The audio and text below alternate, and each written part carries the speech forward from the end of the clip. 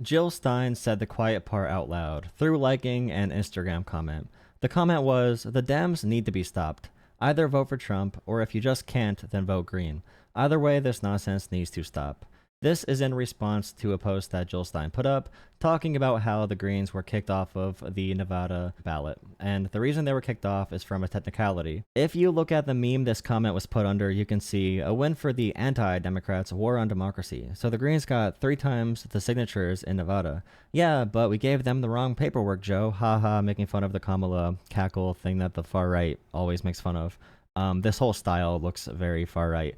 But anyway, they essentially collected signatures in the incorrect format. I'm pretty sure they did it in the way that Jill Stein would be considered a ballot initiative. They did not collect signatures on petitions that could put a candidate on the actual ballot. So they had 3 times the signatures needed, but it was all done on the wrong paperwork. And what essentially happened was that paperwork did not give all of the verification you need with the signed names. So there is verification on the actual paperwork to be put on the ballot where the individuals who signed it give proof or indication that they are registered voters. That was not there. We are late in the process. There are deadlines. It's not a conspiracy theory. They were not purposely given the wrong paperwork. It's probably due to inexperience. But of course, it's becoming a big conspiracy theory in the Green Party and from Jill Stein. But this proves the entire point of the Jill Stein campaign. As I said in my last video, the Green Party is not pro-progress. They are anti-Democrat, and their goal is for Democrats to lose.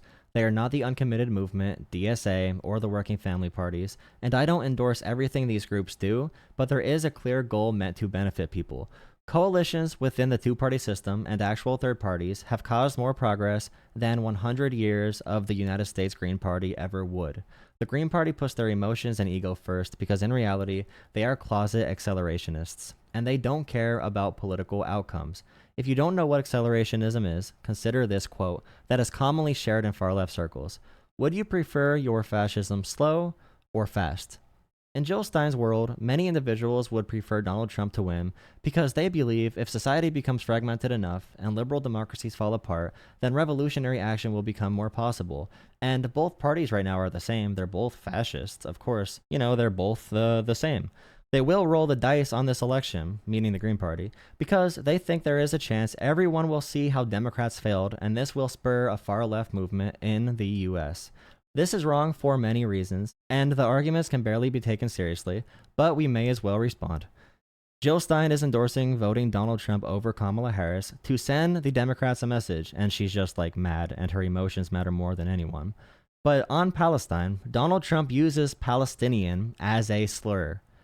They use DEI as a slur. He wants Israel to, quote, finish the job.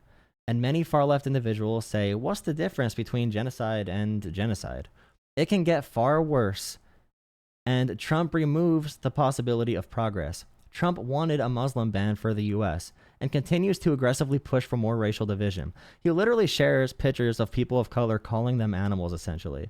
If, in America, there is a population that elects a leader like Donald Trump, and this party has power, and they dehumanize people of color in the U.S., how do you think United States citizens are going to view BIPOC communities abroad? Trump wants to eliminate the Department of Education, Environmental Protection Agency, take away more regulations protecting our clean air and water. Trump will try to make concentration camps as part of a larger effort to deport over 15 million undocumented immigrants, who he called poison, Hitler quote by the way, who he called poison to the blood of America, and he said it will be a bloody operation ran by the U.S. military, which will go into communities all throughout the U.S. and rip undocumented immigrants out of their homes to, quote, send them back.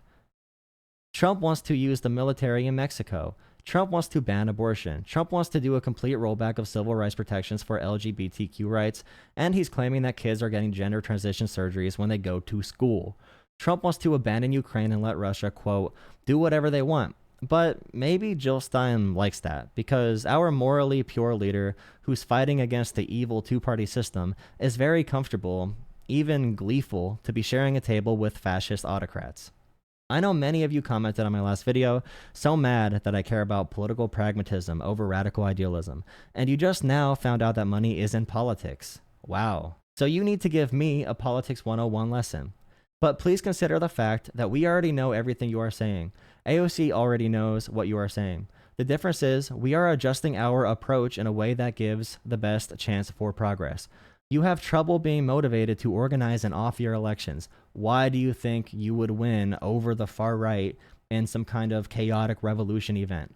If your two positions are either number one, we need Medicare for all, no wars, universal basic income, and publicly funded elections right now, or number two, if we can't do that, we should let the entire world burn, you can either stop pretending like you really care about these issues, if you are willing to sacrifice so many people, so many communities, or get offline and pick up a metaphorical phone book to make some phone calls. My final point is thinking about Dick Cheney coming out to endorse Kamala Harris. If you don't like me, you would probably say this is proof that both parties are the same. Making the same mistake, by the way, that far-left individuals made before the rise of Hitler when they considered both liberals and conservatives to be, quote, social fascists, and failed to make coalition with them to stop actual fascism. Dick Cheney is coming out to, and this is within Germany, Dick Cheney is coming out to endorse a party that is radically pro-trans, that has walked on union picket lines, the most pro-union presidential ticket in probably the last 80 years, and he's endorsing a party that is very pro addressing systemic racism because Trump is actually that bad. And think about the political environment Donald Trump creates. As long as Donald Trump is in the picture, he will be the story. Allowing Trump to win is what causes liberals to cheer a Dick Cheney endorsement. The bar is in the core of the earth right now. Democrats can do anything and point to Trump as the reason why things cannot get done if Trump's in the picture. The best way to influence Democrats, Democratic voters, and anyone else is to give them power. If you look at the facts of the past 10 years, the most far-left movement in American political history came with Bernie Sanders after an underwhelming Democratic presidency. When Donald Trump's president, Democrats don't move left. We have a chance to help Palestine, to push Democrats, and we understand the situation right now is very dire and more lives are being lost. That does not mean we should elect someone who wants to finish the job and who will push for extinction. Biden is terrible on this issue. We've gotten many stories behind the scenes that Harris has tried pushing Biden in a more sympathetic way towards Palestine. Biden is terrible on this. Harris can still be better, will definitely be better than Trump, and there's a chance that more people will, there's a guarantee that more people will survive under Harris than if Trump wins. If you give Democrats power, they can be held accountable when they don't act. Don't give us another 4 years where the only thing we talk about is maintaining our democracy, when we could be talking about how to organize and make real progress. Union support is at 70% right now. It's the highest it's been in 50 years. Labor is coming back. This can be a new labor era. Unions can do really good things, and we need to keep on going on that trajectory. Politics is really hard and difficult, but that doesn't mean we should give up, let alone be Jill Stein, who is actively pushing for bad things while convincing her followers to be ineffective politically. AOC and Bernie have gotten real policy done in the past 4 years, and they stopped just being activist politicians and started influencing real legislation. And I guess all Jill Stein cares about is, her getting credit for pushing for green solutions, because she doesn't care what was done in the Inflation Reduction Act, in the American Rescue Plan, in the infrastructure bill. She doesn't care about those policy improvements because it's not perfection to her and her ideology, and she did not get credit. AOC and Bernie have gotten real work done on these fronts. There's a reason they are getting less popular when it comes to the online left and more popular in the real world left and among liberals, because they are trying to use political power and political capital to affect real change. Jill Stein is not. If you made it to this point in the video, thank you for watching the entire thing. I just wrote this down really quick because I wanted to make a video and I did not have that much time. And speaking of time, if you can drop a like, subscribe, maybe add a comment, join the Discord as well.